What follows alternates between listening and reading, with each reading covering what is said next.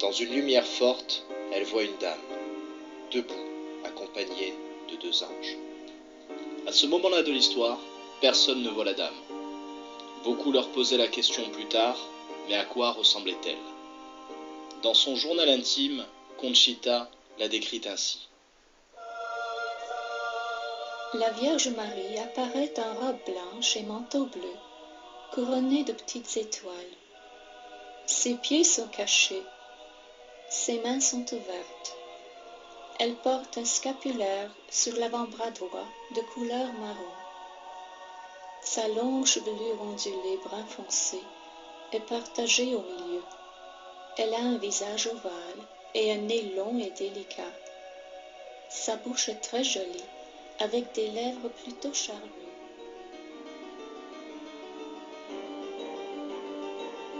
La question que l'on se pose est pourquoi ces apparitions? La Vierge avait choisi ses 4 enfants pour ces raisons. Ils étaient simples, sans prétention, ni grande instruction, et leur foi était inébranlable. Et c'est à elle que la Vierge voulait délivrer un message pour l'humanité, et l'innocence de ses enfants devait convaincre le monde. Après avoir assisté aux transes de ces fillettes, beaucoup de personnes répandirent la nouvelle, et le village attira de plus en plus de curieux. Le lendemain, la Vierge revint, et cette fois-ci, avec son fils, Jésus. Elle voulut bénir des objets, afin d'apporter protection à leurs détenteurs.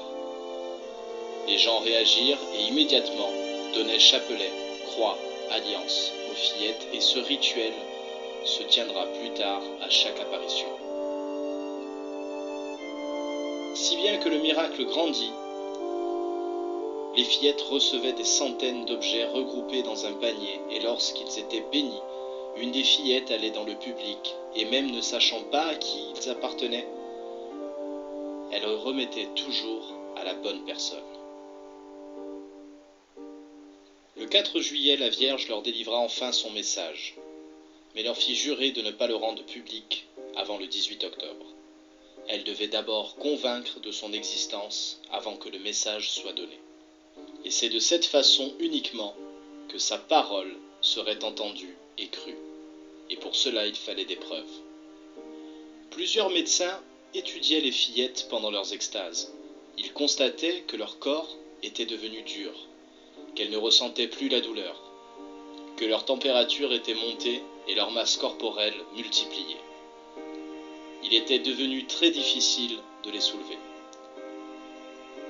Vers fin juillet, les apparitions se multipliaient, jusqu'à 2 par jour, et passaient de 10 minutes à plusieurs heures.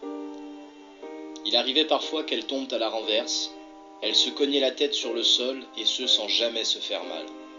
Des témoins rapporteront que le choc et le bruit ressemblaient au son que l'on entend quand 2 pierres se percutent. Elles arrivaient aussi à marcher tête en l'air, sans voir le sol, des fois même couraient, et ce sans jamais trébucher, malgré ce sol jonché d'obstacles. En ce début du mois d'octobre, le mystère n'ayant pas été résolu, l'on essayait alors de sortir les fillettes de cette extase. Mais rien à faire, elles restaient de marbre, comme des statues, malgré même les flashs de centaines d'appareils photo. Souvent elles récitaient durant leur transe le « Je vous salue Marie ». Écoutons-les.